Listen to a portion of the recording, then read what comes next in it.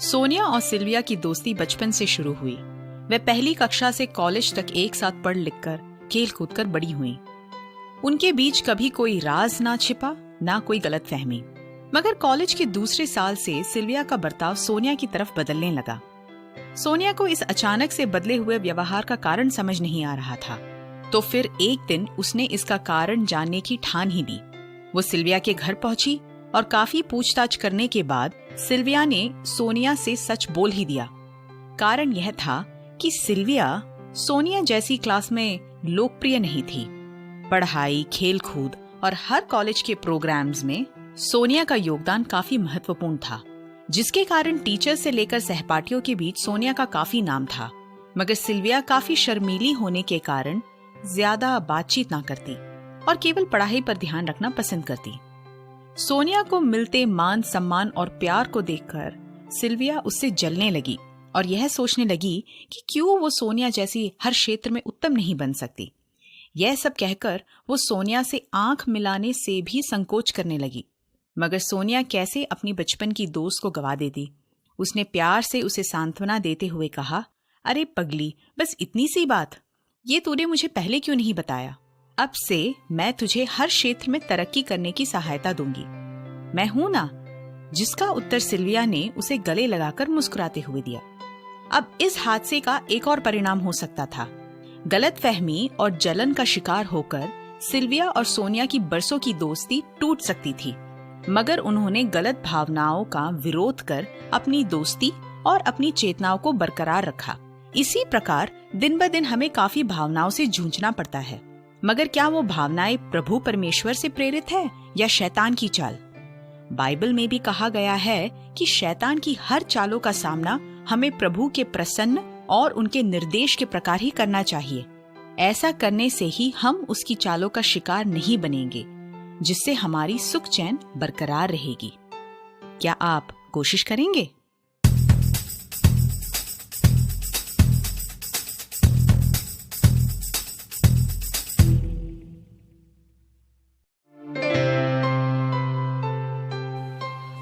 इस साल जून के महीने में मेरे घर के लिविंग रूम का एसी खराब हो गया और उसको बनने में 2 दिन लग गए।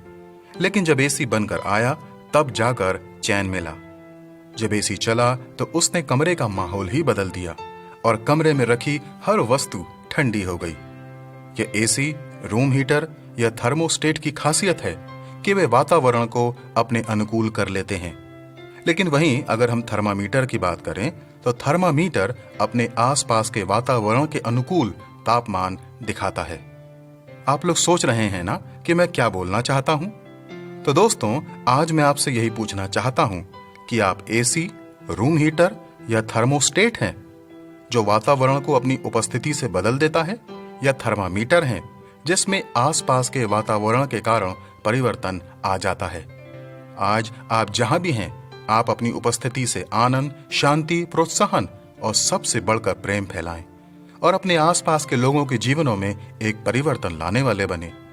आप चाहे कहीं भी हों, आप एक डिफरेंस मेकर या अंतर लाने वाले हो सकते हैं।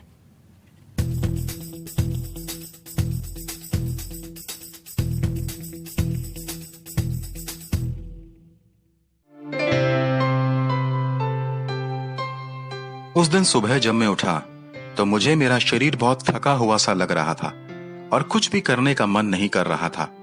लेकिन काम पर जाना भी जरूरी था क्योंकि कुछ रिपोर्ट्स थीं जो भेजनी आवश्यक थीं। मैं तैयार होकर ऑफिस पहुंचा और मैंने अपना कंप्यूटर ऑन किया।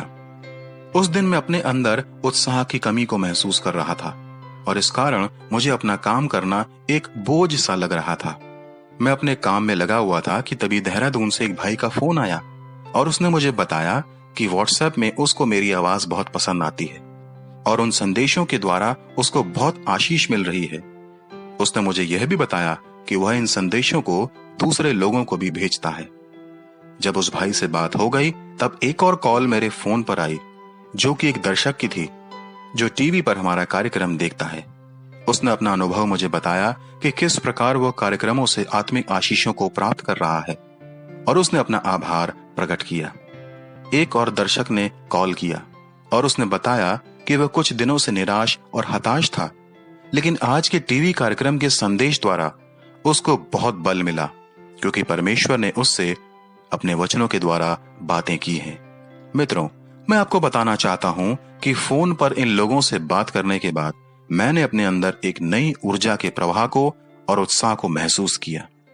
मित्रों, आज मेरे और आपके आसपास कितने लोग होंगे जो उत्साह और ऊर्जा की कमी को अपने अंदर महसूस करते होंगे।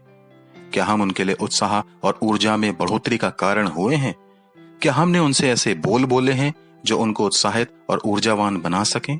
यदि नहीं, तो आज ही प्रण लें कि आप ऐसे लोगों की पहचान कर उनकी सहायता करेंगे। शायद आपको इस बात का अंदाजा नहीं है कि आपके सरल और सामान्य से प्रतीत होने वाले बोल उस व्यक्ति के लिए कितने ऊर्जावान और लाभ के हो सकते हैं। बाइबल भी इब्रानियों नामक पुस्तक के अध्याय 10 के पद 24 और 25 में यही सिखाती है कि हमें एक दूसरे को संभालने वाला बनना है। यहाँ लिखा है, प्रेम और भले कामों में उकसाने के लिए हम एक दूसरे की चिंता किया करें और एक दूसरे के साथ इकट्ठा होना ना छोड़ें, जैसे कि कितनों की रीति है, पर एक दूसरे को समझाते रहें।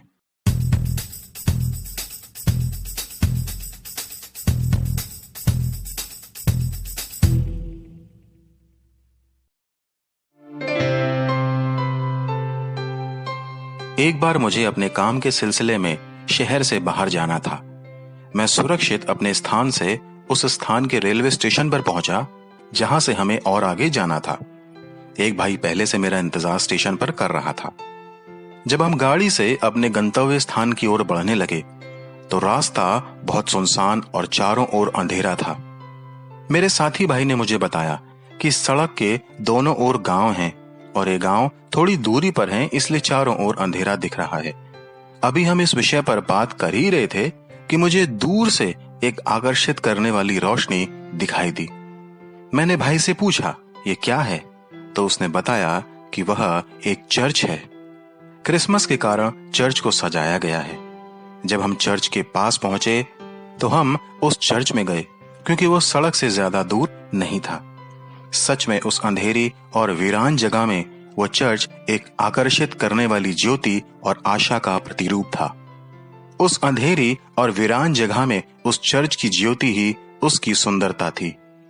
मित्रों, आज के समय में जब हर कोई डरा हुआ है, निराश है और नाना प्रकार की चिंताओं के कारण जीवनों में अंधकार है, तो ऐसे समय में निर्भय की आत्मा, चिंताओं से मुक्ति और अंधेरे जीवनों में ज्योति कैसे मिलेगी? इसका उत्तर हमें बाइबल की यूहन्ना नामक पुस्तक के अध्याय 8 के पद 12 में मिलता है। यहाँ यीशु कहते हैं, जगत की ज्योति मैं हूं, जो मेरे पीछे हो लेगा वो अंधकार में ना चलेगा परंतु जीवन की ज्योति पाएगा। देखा आपने, यीशु ही वो ज्योति है जो जीवनों में हर प्रकार के अंधकार को मिटाती है।